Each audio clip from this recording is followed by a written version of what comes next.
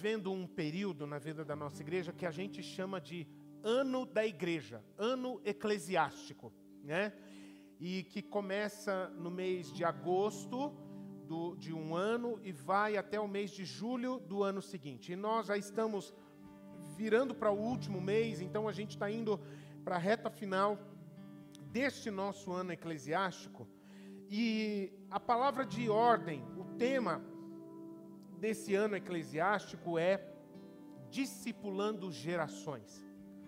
Levantar novas gerações de pessoas, não só na idade, mas também na fé, no espírito.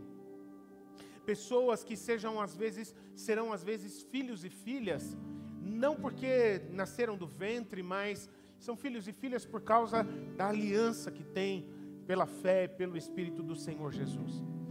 E a gente, num momento como esse, que a gente estava aqui, né, consagrando estes discipuladores, abençoando as vidas destes pais e mães que viveram essa experiência, que se permitiram serem cuidados, serem moldados, serem ensinados, é algo muito precioso. São novas gerações. Por exemplo, esta geração de discipuladores aqui que nós consagramos nessa noite é a 7ª geração de discipuladores que nós temos na nossa igreja. De grupos que vão caminhando juntos e vão se levantando e formando um exército de pessoas preparadas para cuidar de pessoas, né? Assim como também, eu não me lembro exatamente agora, esse grupo de pais e mães, se não me engano, já é o 7º ou 8º grupo de pais e mães que nós caminhamos juntos também, em educação de filhos à maneira de Deus. Agora eu não tenho toda a certeza, que vão seguindo. E quando eu tenho a oportunidade, junto com a Mone, de caminhar com esses pais e essas mães, eu fico apaixonado por poder caminhar com essas pessoas, mas o tempo todo eu estou vendo os filhos e as filhas deles, que se tornarão pessoas de Deus, que se tornarão pessoas preparadas para fazer a diferença nessa terra. Eu estou vendo as portas, as oportunidades de Deus que são abertas para as vidas destes filhos, por causa dos seus pais, que têm procurado ser sensíveis ao Espírito Santo de Deus cada vez mais. Não tem como não valorizar isso. Pensar que esses filhos serão melhores pais e melhores mães do que os seus filhos. E eles vão levantar outras gerações, nas próximas descendências, de homens e mulheres que vão arrasar nesse mundo. Pessoas de Deus, pessoas de caráter, pessoas que fazem a diferença em todo lugar onde estão. É por isso que a gente não quer parar, meus irmãos. O nosso objetivo é a gente discipular todas as famílias da nossa cidade. E essas famílias vão também chegando, levando essa água viva do Evangelho de Jesus a outras famílias, e assim vai, né? É por isso que eu queria te convidar para meditar numa palavra, no primeiro capítulo da Bíblia, Gênesis capítulo 1. E eu gostaria de falar sobre a imagem e semelhança de Deus. Gênesis capítulo 1, eu gostaria de meditar com você em 3 versículos, os versos 26, 27 e 28.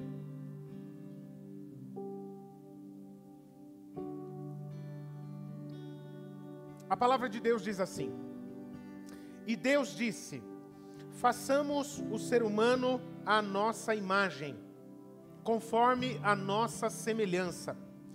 Tenha ele domínio sobre os peixes do mar, sobre as aves dos céus, sobre os animais domésticos, sobre toda a terra e sobre todos os animais que rastejam pela terra.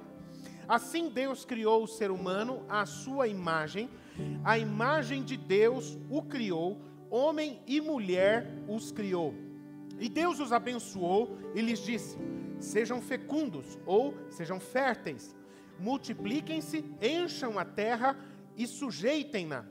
Tenham domínio sobre os peixes do mar, sobre as aves dos céus e sobre todo animal que rasteja sobre a terra. Amém, queridos? Gente, para a gente falar sobre ser a imagem e semelhança de Deus e o que isso tem a ver, o que isso afeta as nossas vidas, eu acho que seja importante, em primeiro lugar, explicar, trazer aqui o entendimento claro sobre duas expressões, essas duas expressões, que são bastante importantes nesse texto. Veja só essa cena aqui. essa cena Deus está criando todas as coisas, toda a natureza, e neste ponto da sua obra criadora, ele faz um conselho, ele reúne um conselho do Pai, o Filho e o Espírito Santo, e neste conselho tomam uma decisão: vamos fazer o homem à nossa imagem e conforme a nossa semelhança.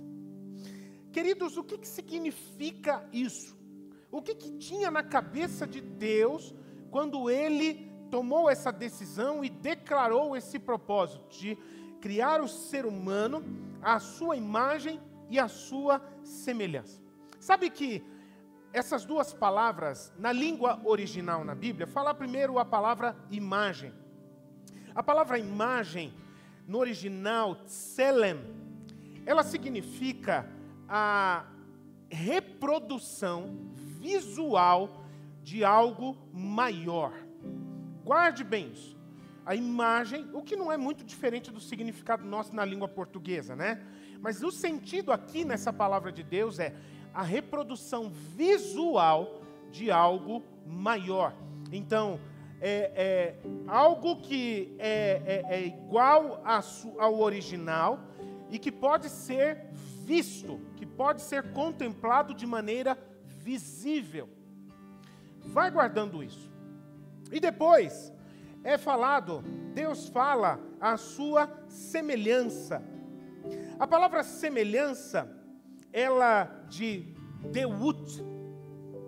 Eu não vou ficar me prendendo aqui, porque depois tem alguns irmãos que ficam me zoando quando eu tento falar do jeito da língua original sobre isso. Mas essa expressão, Deut, ela tem o significado, ela tem o sentido de algo que é reproduzido de maneira em escala menor para representar aquilo que é o original maior.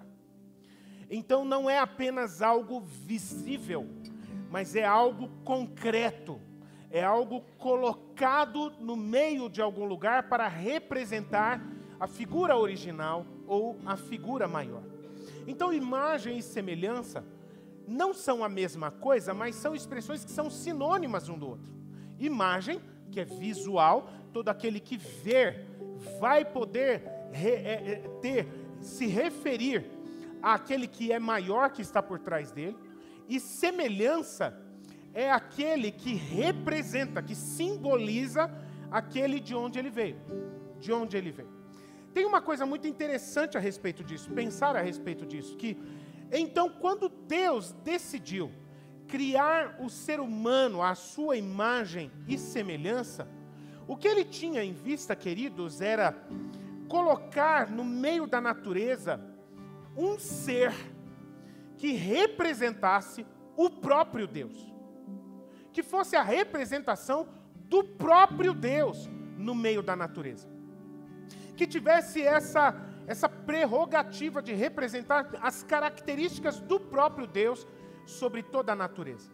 E aí então, a gente vai pensar em algumas coisas que a Bíblia diz a respeito de imagens.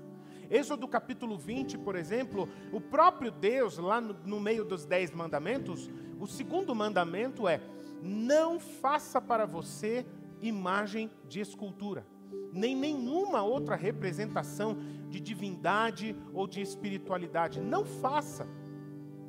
Porque só pode fazer uma imagem semelhante alguém que é maior do que aquela imagem. Então, o único que pode fazer algo que seja a imagem e semelhança de Deus é o próprio Deus.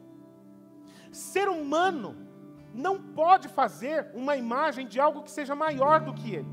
Então eu preciso que você guarde isso, que você não bugue a sua cabeça quando eu estou explicando isso, porque isso é muito importante. Para fazer uma imagem, somente alguém maior para fazer uma imagem menor de si. É por isso que a palavra de Deus diz que um ser humano não pode fazer uma imagem de Deus, porque seria alguém menor tentando fazer uma imagem de alguém maior. Amém? Você está entendendo isso? Faz sentido? É por isso que Deus recebe como uma ofensa ao nome dele um ser humano que é menor do que ele, tentar fazer uma escultura, uma representação de alguém que ele nem tem noção do tamanho dessa pessoa, da grandeza dessa pessoa, que é o Pai eterno que está nos céus. Ele não quer isso.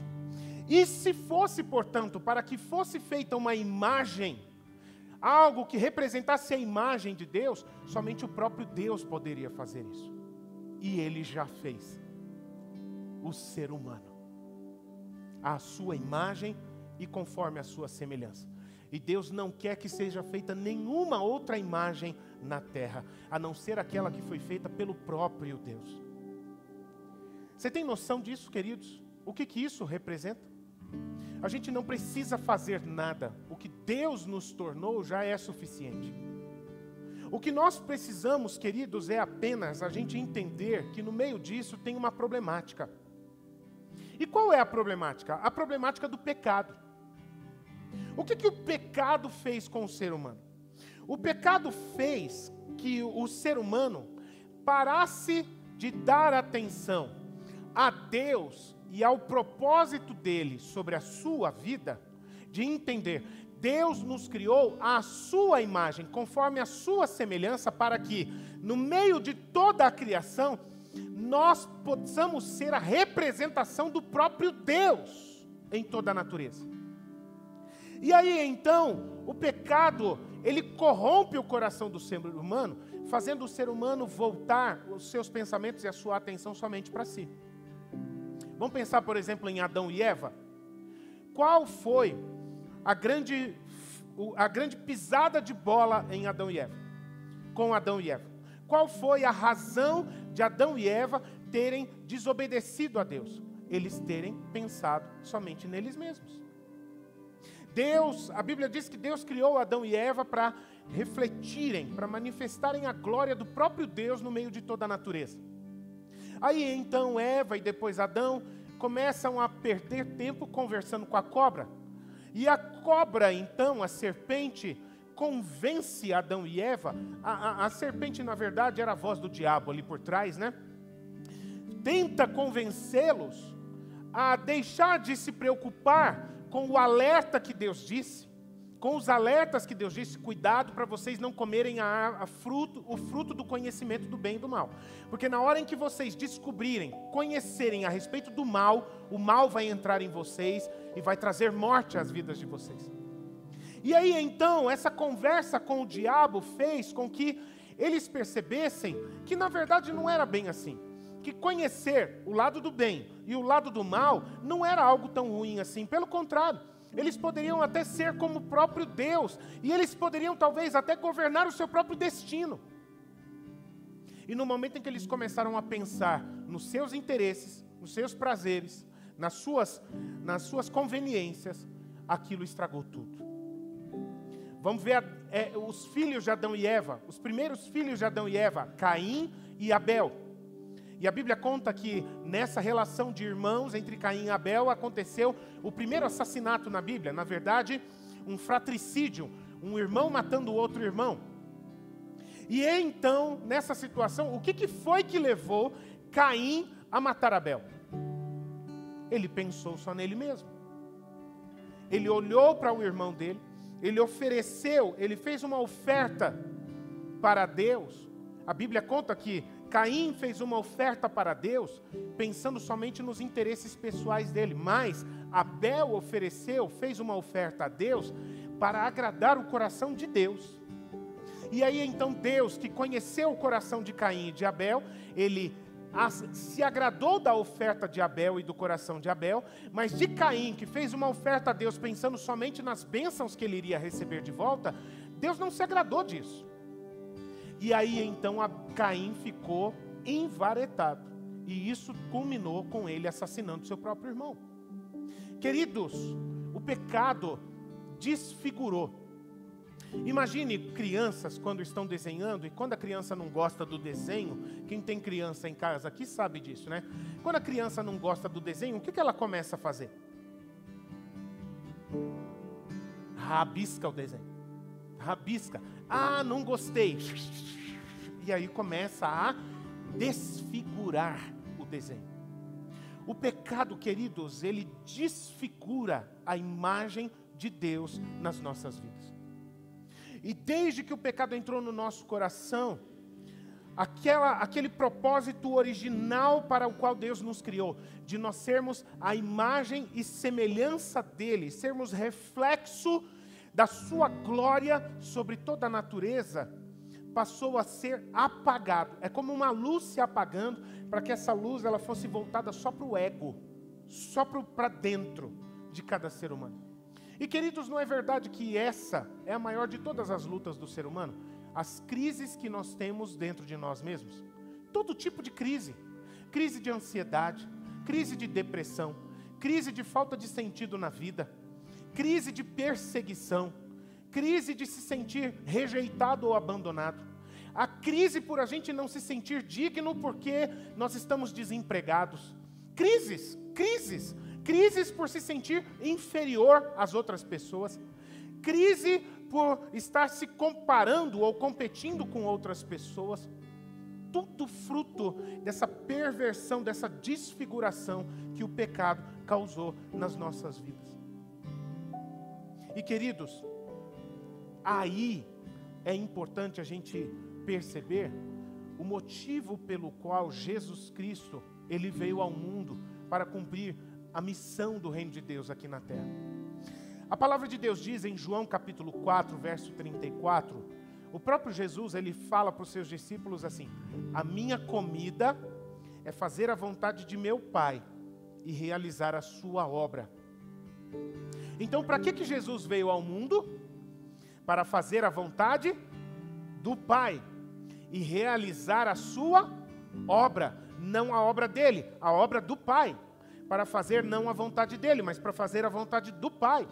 Isso não somente no começo do ministério de Jesus, mas também no final do ministério de Jesus, quando ele está lá no Monte das Oliveiras, no jardim de Getsemane, quando ele percebe que a traição e a cruz estavam se aproximando, e ele começa a sentir um fardo pesadíssimo, e ele faz uma oração ao Pai, dizendo: Pai, se for possível, afasta de mim esse cálice, contudo, seja feita a tua vontade e não a minha. Querido, Jesus, como a própria Bíblia diz, ele veio para ser o segundo Adão, porque o primeiro Adão, ele se corrompeu, ele se perdeu no caminho. O exemplo que o primeiro Adão deixou para a gente não é uma boa influência para nós. Portanto, Deus enviou o seu Filho para que ele seja o segundo Adão, aquele Adão que não se perdeu no meio do caminho, aquele Adão que, como a Bíblia diz, ele foi fiel até a morte, e morte de cruz. E mesmo com a dor e o pesar da cruz, e de receber sobre si a condenação do pecado de toda a humanidade, ele permaneceu fiel até o fim. Ele não se perdeu no meio do caminho conversando com a serpente. E por causa disso ele se torna o nosso padrão. Nosso padrão hoje não é o velho Adão, não é o primeiro Adão, que se perdeu. O nosso referencial é o segundo Adão, o Filho de Deus, Jesus Cristo, que tira o pecado do mundo. É nele que nós nos espelhamos. E queridos, se é nele que nós nos espelhamos, Jesus, depois que ele pagou aquele preço altíssimo na cruz, mas pela glória de Deus, ele ressuscitou, ele venceu a morte e voltou a estar com os seus discípulos, com o qual ele tinha caminhado junto antes da sua morte, voltou a estar com os seus discípulos, e nesse reencontro do Jesus ressuscitado com os seus discípulos, ele vira para eles e diz: agora vão por todo o mundo, e façam discípulos de todas as nações. Batizem esses discípulos em nome do Pai, do Filho, do Espírito Santo. Vocês, meninos que fizeram discípulo aí, estão decoradinhos esses versículos, né? Foi uma das tarefas que a gente deu para eles. Se não decorar Mateus 28, 19 e 20 até o final, nós vamos torcer a orelha de vocês. Brincadeira. E aí, então, Jesus chega e fala, batizando-os em nome do Pai, do Filho e do Espírito Santo, ensinando-os a guardar a todas as coisas que eu tenho ordenado a vocês, e eu estarei com vocês todos os dias até o final dos tempos. Ou seja, Jesus, o segundo Adão, o melhor Adão, o Adão perfeito, ele pega cada um daqueles que creem nele e vira para eles e fala: olha, toda a autoridade o Pai me deu e eu estou dando essa autoridade de volta a vocês. Aquilo que o pecado estragou lá atrás, eu estou restaurando nas vidas de vocês agora. E eu estou dizendo a vocês, eu estou cuidando de vocês, eu estarei com vocês. E vocês então vão e façam discípulos. Por que eu estou falando isso, queridos? Porque vamos voltar lá em Gênesis capítulo 1 e vamos nos lembrar do que Deus tinha em vista quando Ele fala a respeito do ser humano. Eu vou criar um ser que será em minha imagem e semelhança no meio de toda a natureza. De maneira prática, o que representa ser a imagem e semelhança de Deus? O próprio texto fala que o ser humano estabeleceria domínio, que o ser humano seria fértil, que ele se multiplicaria, que ele dominaria a terra e sujeitaria a terra. Que ele dominaria a terra, sujeitaria a terra, e tem mais uma coisa no verso 28, sobre todas as...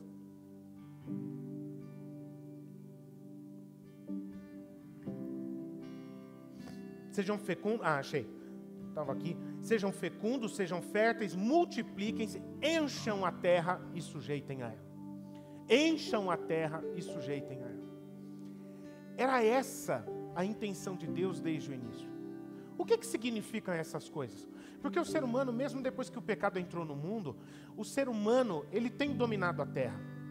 Ele tem manipulado e administrado todas as riquezas, todos os recursos que a natureza tem à disposição. O ser humano tem sido fértil, apesar do pecado ter entrado no mundo.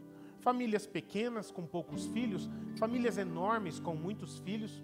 Dia desse eu estava conversando com uns amigos aqui na igreja, que está na moda agora voltar a ter família grande, né?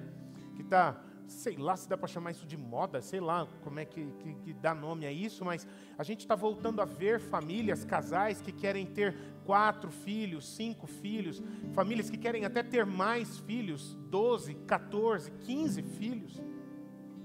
Eu ouvi um aleluia. Amém, amém. Normal, apesar do pecado estar no mundo. Mas o problema, queridos, é que, e aqui é que eu quero falar com vocês sobre o centro dessa palavra aqui. O problema é que o pecado faz com que tudo aquilo que Deus deu nas nossas mãos para a gente fazer, para manifestar a glória dEle nesta terra, aquilo que Jesus falou, eu estarei com vocês, eu cuidarei de vocês e vocês, portanto, vão.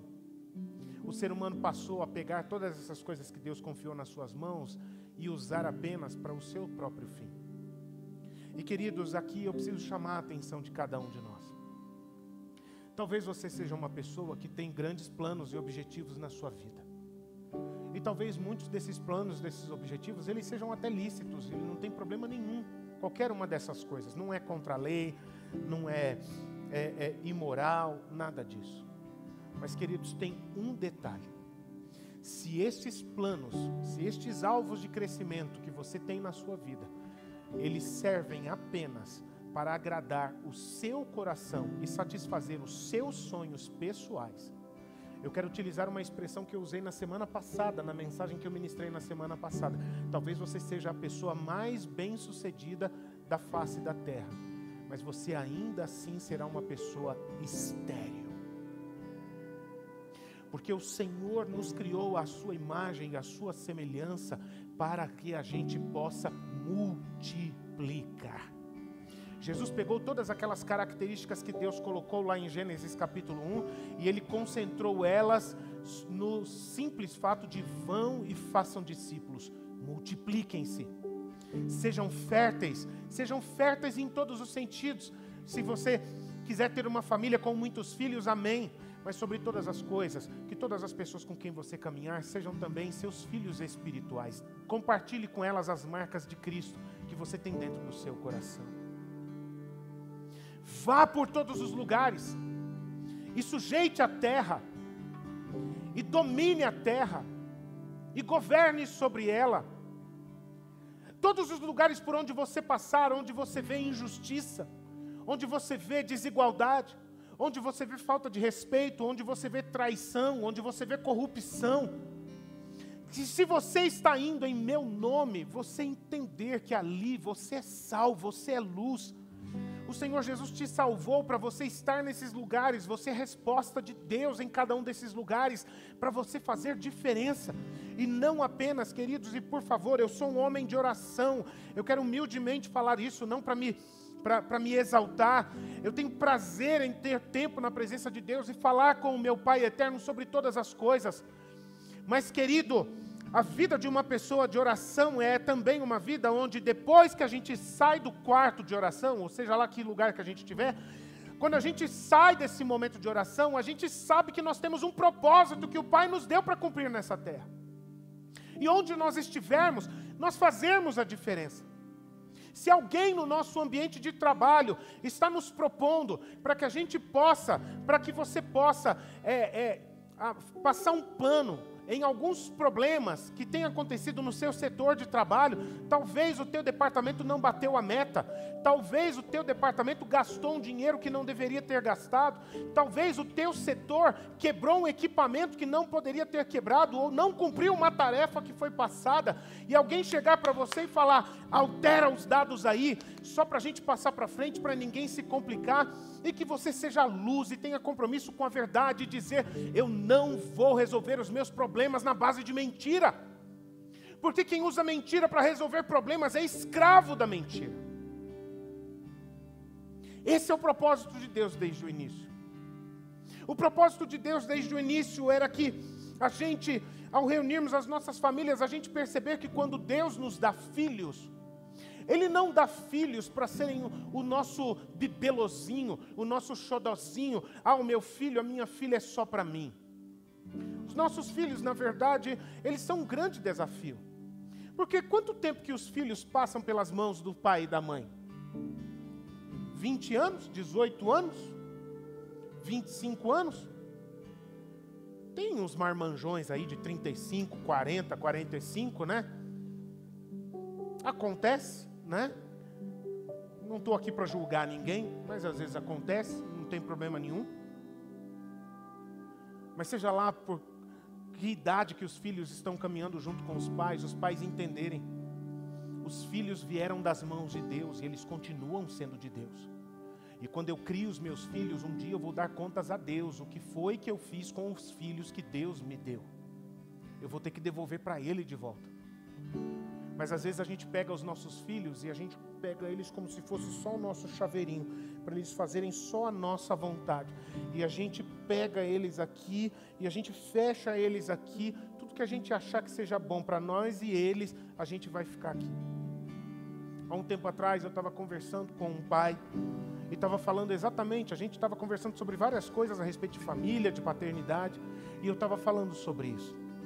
Não se esqueça, pai, que Deus deu filhos a você e Ele vai esperar receber esses filhos de volta. Então não afaste os filhos que Deus te deu do seu Criador. Eu vou falar de novo, pais e mães. Quem aqui é pai e mãe? Por favor, levanta a mão aí. Muitos pais e mães, amém. Eu vou falar de novo. Foi Deus que criou os seus filhos. Não afaste os seus filhos do seu Criador. Dia desses a Simone veio conversar comigo, eu nem sei quem foi, tá? Então não fica preocupado que eu estou mandando indireta para ninguém aqui da igreja não, porque eu não uso o púlpito para isso, tá?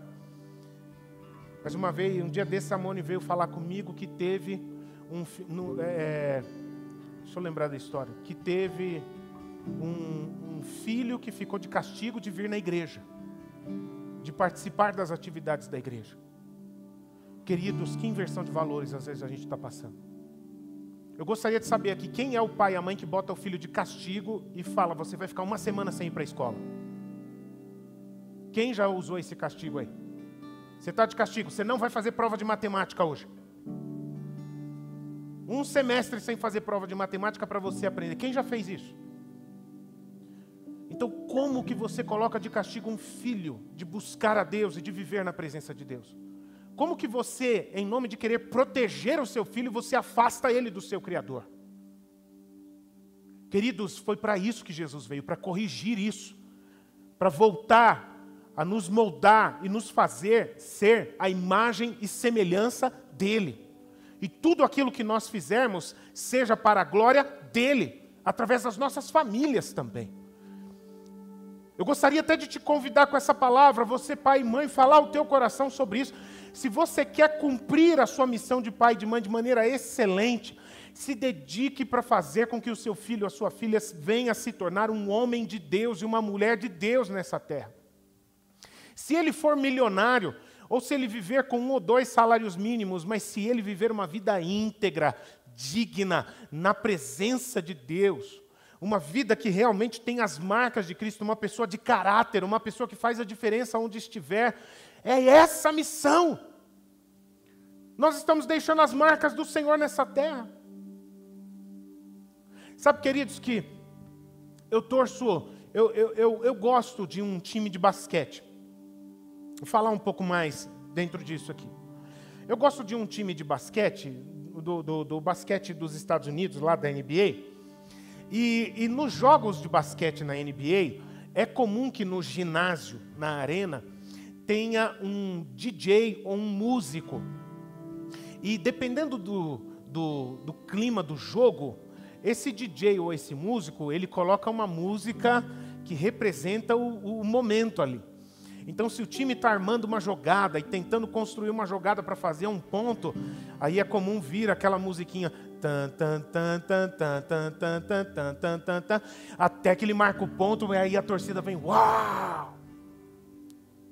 E aí um negócio muito interessante, que eu estava pensando, um dia desses eu estava vendo a apresentação do responsável pelas músicas, por essas músicas, no time que eu gosto, né, que eu acompanho.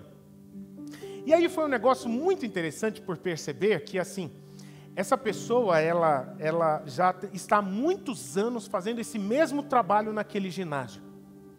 E ele é um músico excelente. Ele tem vários equipamentos, ele tem um órgão gigantesco. Então, todo jogo desse time, ele está lá nesse ginásio. E há muitos anos ele faz muito bem esse trabalho. Ele tem um feeling, ele tem um tato assim para saber o momento do jogo e como entrar com um som que a torcida vem junto. Ele é um gênio nisso. E cada jogo, então, não é só um jogo, é uma experiência. E a galera vem junto e tudo mais.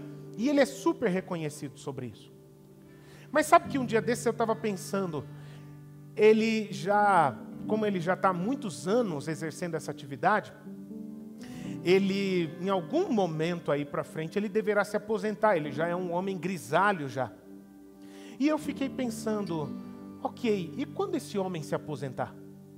Quem é que vai ocupar o lugar dele? Será que ele dedicou o seu trabalho somente para fazer o nome dele, como um excelente músico, que tem uma capacidade de, através de sons, envolver a torcida e gerar um ambiente de vibração no meio daquele estádio? Ou será que ele teve a visão de saber, de entender, que ele não viveria para sempre, e que ele não ocuparia aquele lugar para sempre, e que ele deveria dedicar parte do seu trabalho para preparar alguém tão bom quanto ele, ou melhor do que ele, que um dia viria a ocupar o lugar dele, e assim perpetuar esse trabalho de encantar pessoas, de mobilizar pessoas? E eu fiquei pensando, quantas pessoas tem pela face da terra que dedicam toda a sua energia em fazer o seu nome? E quando o seu ciclo, sua estação, a sua missão termina, tudo aquilo que eles fizeram vira apenas história. Eu fico pensando nos grandes artistas do mundo, como Leonardo da Vinci, como Vincent van Gogh, que fizeram obras de arte extraordinárias, fizeram descobertas fantásticas. Albert Einstein, provavelmente o maior QI que já pisou na face da Terra até hoje. Pessoas com uma capacidade extraordinária, que trouxeram coisas para a humanidade que são fantásticas e que a gente se lembra sempre do nome deles. Mas quem foi o aluno de Albert Einstein? Quem foi o discípulo de Van Gogh? Quem foi que perpetuou o trabalho de Leonardo da Vinci? Ou será que o trabalho dessas pessoas morreu junto com eles? Queridos, entender isso significa entender o o propósito pelo qual nós fomos criados à imagem e semelhança de Deus. Para que algo que vem dos céus e desce sobre as nossas vidas não pare nas nossas vidas. É por isso que a palavra de Deus, no livro de Oséias, capítulo 6, também, em Abacuque também vai dizer isso, mas o mundo será cheio do conhecimento da glória do Senhor, como as águas cobrem o mar. É maravilhoso a gente ouvir essa palavra de Deus. Pergunta, como é que Deus vai varrer o mundo com o conhecimento da glória dele, queridos? Vida na vida. Uma pessoa que foi salva, que foi resgatada pelo amor de Deus, e que esse amor transborda para outra pessoa, e esse amor transborda para outra pessoa, e que transborda para outra pessoa, até que o mundo seja cheio do conhecimento da glória do Senhor. Sabe, queridos, uma chave espiritual que eu quero deixar com você nessa noite. É uma coisa que até eu costumo falar com uma certa frequência aqui na igreja, mas eu preciso reafirmar isso para você. Enquanto você estiver cuidando dos seus interesses e da sua vida, Deus para de cuidar de você. O compromisso dele é: eu estarei com você todos os dias. Então, eu estou colocando algo na sua mão e vá cuidar daquilo que eu estou colocando na sua mão. E enquanto você vai, eu estarei cuidando de você. Mas, no momento em que você se desviar do propósito e você passar a cuidar da sua própria vida, eu também paro de cuidar de você. Porque o Senhor, queridos, Ele tem compromisso somente com o seu propósito. Todas as coisas vieram dEle e no final da história tudo vai voltar para Ele.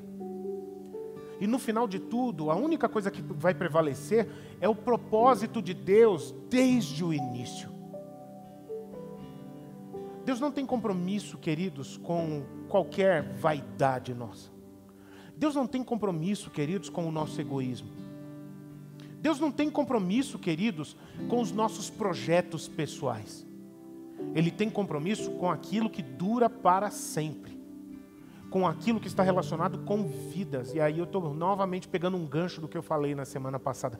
Por favor, se você não ouviu a mensagem da semana passada, eu quero te encorajar, entra lá no YouTube e assista aquela mensagem. Também. Isso, queridos, significa ser a imagem e semelhança de Deus. Você pode ficar em pé?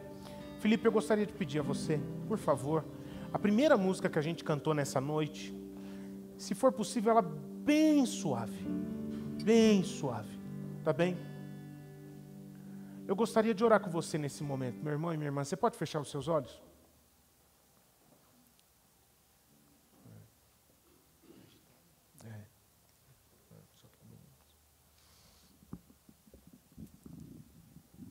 Eu gostaria de fazer uma pergunta a você.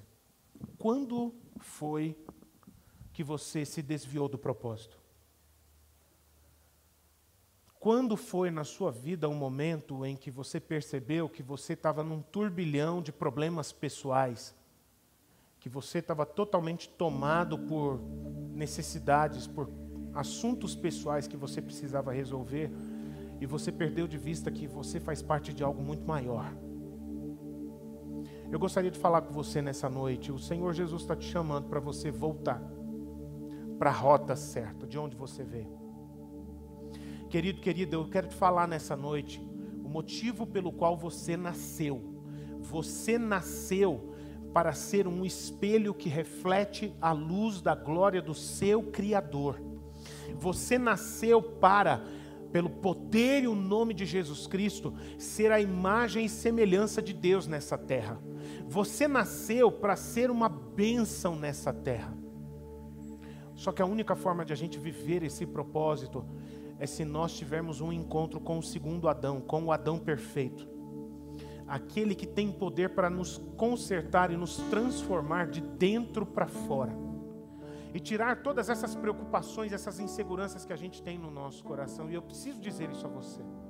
Se você ainda não tomou uma decisão séria a respeito de Jesus Cristo, talvez a resposta para um monte de perguntas que você tem dentro de você que você não entende, esteja exatamente nisso. Porque você ainda não foi até Cristo. Porque você ainda não tomou a decisão simples de dizer a Jesus Cristo com a sua fé, com o seu coração: Jesus Cristo, eu estou entendendo nessa noite que o Senhor é o caminho, é a verdade e a vida. E eu estou abrindo o meu coração para Ti e quero Te convidar para entrar no meu coração. Eu creio que o Senhor é o meu Salvador. E eu Te recebo, eu Te reconheço como Rei e Senhor da minha vida. Eu quero voltar a estar no centro do propósito para o qual eu nasci. Eu quero voltar a ser o homem que eu nasci para ser. Eu quero voltar a ser a mulher que eu nasci para ser. Eu não quero viver tentando. Eu não quero viver experimentando. Eu não quero viver buscando. Eu já entendi a sua mensagem, Pai. Eu encontrei o que eu estava procurando. Senhor Jesus é o caminho, é a verdade, é a vida. Se você entendeu isso, meu irmão e minha irmã, e se nessa noite esse é o conserto que você quer fazer na sua vida, de voltar para Cristo, de ser o homem, a mulher que você nasceu para ser, e até hoje você só vem tentando. Mas a partir de hoje, se é isso que você crê e quer, a partir de hoje você não vai mais tentar. O Senhor Jesus vai entrar no seu coração e você vai ser um novo homem. Você vai ser uma nova mulher. Você vai ser um novo rapaz. Você vai ser uma nova moça. E a partir de hoje, você e Cristo vão viver numa parceria juntos. Você o seu discípulo e Ele o seu mestre, o seu Salvador, o seu Senhor. E você a cada dia vai viver no centro da vontade de Deus e no alvo, na direção do alvo, do propósito que você nasceu para ser. É isso que você quer, querido, querida? Então eu gostaria de te pedir, por favor, que você levantasse a sua mão, porque eu quero orar por você nesse momento, tá bem? É o único sinal de fé que eu quero pedir para você fazer, e o resto eu quero orar, eu quero te abençoar, eu quero te servir e orar por você nesse momento, tá bem? E mantenha a sua mão levantada. Você não está levantando a sua mão para mim, apesar de que eu quero ver a sua mão, eu quero orar intencionalmente pela sua vida, mas você está levantando a sua mão sobre todas as coisas para Jesus Cristo. É Ele que importa, é Ele que pode entrar em você e transformar você na pessoa que você nasceu para ser. Amém?